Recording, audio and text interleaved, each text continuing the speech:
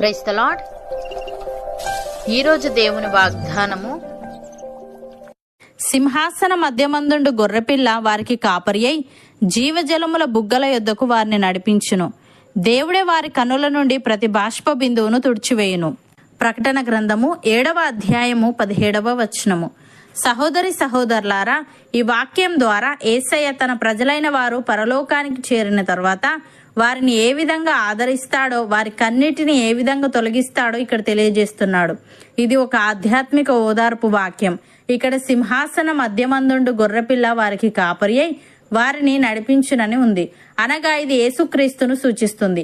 యేసుక్రీస్తు తన ప్రజలకు కాపరిగా ఉంటాడు. కాపరి తన గొర్రెలను రక్షిస్తాడు, అల్లారు ముద్దుగా చూసుకుంటాడు. కాపరి తన గొర్రెలను త్రాగునీరు ఉన్న చోటికి నడిపించినట్లు యేసయ్య కూడా తన విశ్వాసుల్ని జీవజలముల బుగ్గల యొద్దకు నడిపిస్తాడు. ఇది ఆధ్యాత్మిక తృప్తిని సూచిస్తుంది. ఈ లోకంలో బాధలలో ఉన్నవారికి పరలోకంలో పూర్తి శాంతి, సంతృప్తి లభిస్తుంది. జీవజలము అంటే శాశ్వత జీవము ఇచ్చే ఆధ్యాత్మిక జీవం.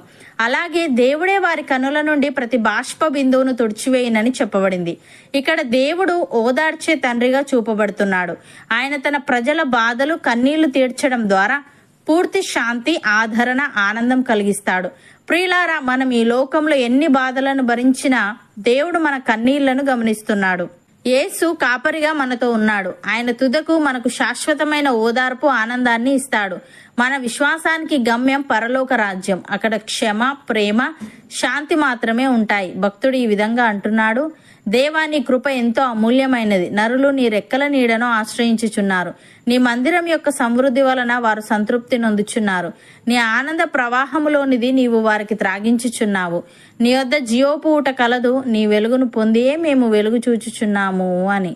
ప్రియులారా, తన బాహువే తన పక్షమున ఏలుచుండగా ప్రభువకు యెహోవా తానే శక్తి సంపన్నుడై వచ్చును. ఆయన ఇచ్చు బహుమానము ఆయన యొద్దనున్నది. ఆయన చేయు ప్రతీకారము ఆయనకు ముందుగా నడుచుచున్నది.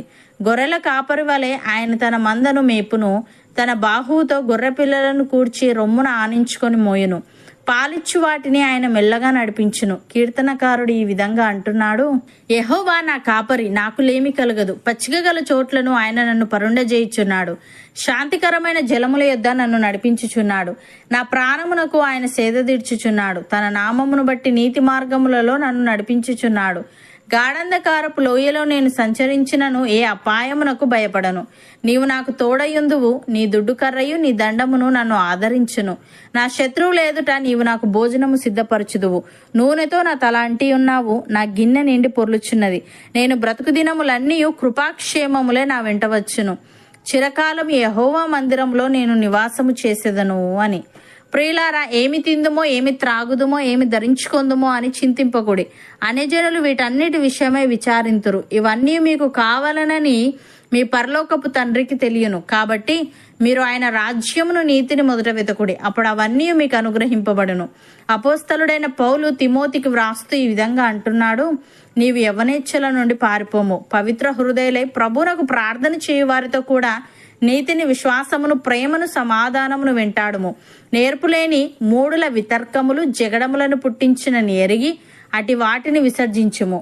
సత్య విషయమైన అనుభవ జ్ఞానము వారికి కలుగుటకై దేవుడు ఒకవేళ ఎదురాడు వారికి మారు మనస్సు దయచేయును.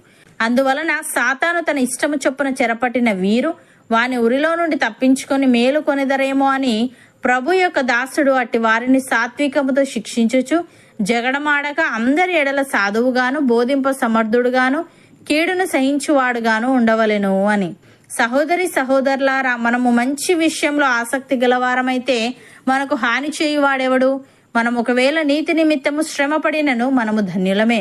వారి బెదిరింపునకు భయపడకుడి, కలవరపడకుడి. నిర్మలమైన మనస్సాక్షి కలిగిన వారై మీలో ఉన్న నిరీక్షణను గూర్చి మిమ్మును హేతువు అడుగు ప్రతి వానికిని సాత్వికముతోను, భయముతోను సమాధానము చెప్పుటకు ఎల్లప్పుడూ సిద్ధముగా ఉండి మీ హృదయములందు క్రీస్తును ప్రభువుగా ప్రతిష్ఠించుడి.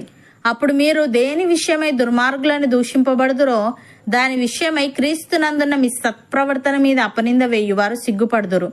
దేవుని చిత్తం అలాగున్న ఎడల కీడు చేసి శ్రమపడుట కంటే మేలు చేసి శ్రమపడుటే బహు మంచిది. అవును అన్నవారు నాతో పాటు ప్రార్థనలో ఏకీభవించండి. పరిశుద్ధుడా, ప్రేమగల తండ్రి, నీవు మాకు కాపరి అయి జీవజలముల బుగ్గల యొద్దకు నడిపిస్తావని, మా కన్నుల నుండి ప్రతి బాష్ప బిందువును తుడిచివేస్తావని, మా విశ్వాసానికి గమ్యం పరలోక రాజ్యమని, అక్కడ క్షమ, ప్రేమ, శాంతి మాత్రమే ఉంటాయని నీవు తెలియజేశావు.